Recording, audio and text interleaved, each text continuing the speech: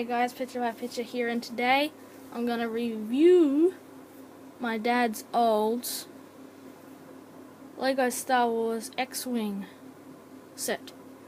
This set came from 1999, and I have done a couple of takes of this before, and I was just about to upload this video until I forgot about this guy right here, so I have to do it all over again.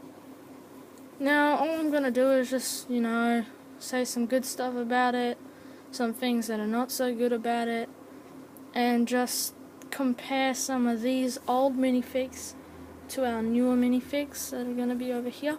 We'll see them very soon. Now, the first thing is just to look at this set. It's beautiful. It's amazing. It's a really good set for its time. It's a really nice looking set. So, I will start with the X-Wing fighter and all the minifigs inside of it, and then we'll go on to the little mini transport. So number one, it looks really good. It looks really close to the X-Wings in the movies. It's got its thrusters at the back. The wings open up like the X-Wing. I'm getting to that very soon. It has two little areas that you can put in some resources or some supplies. The second one's at the front here, and I'll get to what cargo's in there. So now, first thing that's really, not so good is the strength of the wings. What you have to do is you have to hold down this little tile piece with the rebel symbols on it, not this one up here. You have to hold this down, and then you have to move it. And if you don't hold it down, it just snaps. And it's really hard to fix back up again. But once you've got it all opened up, it looks really cool. Looks really nice. Also, fun fact, the reason that it's Red Squad is because back in the day when they made the original one that showed Red Squad, it was supposed to be Blue Squad, but the blue wasn't picking up on the cameras that they had back then, and it wasn't working, so they switched it to Red Squad. And now you see in The Force Awakens, if any of you have seen that, you will see that they've got Blue Squad in there now. So they've kind of just, brought it back, show everybody. Now, let's have a look at the minifigs.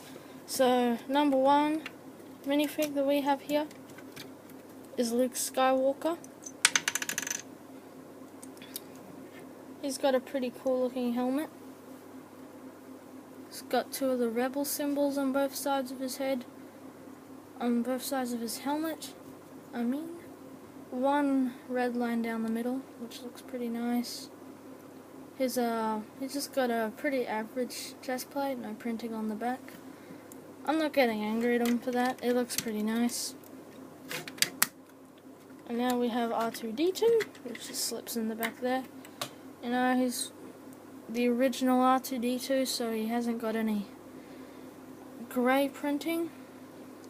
I'll show it when I'll compare these two. He doesn't have the grey printing, and these two look a bit different. They don't look exactly the same, but they are a bit different. Oh snap. They look pretty close if you look at them from here, but if you get nice and close, you can see that they're a bit different, like I said several times.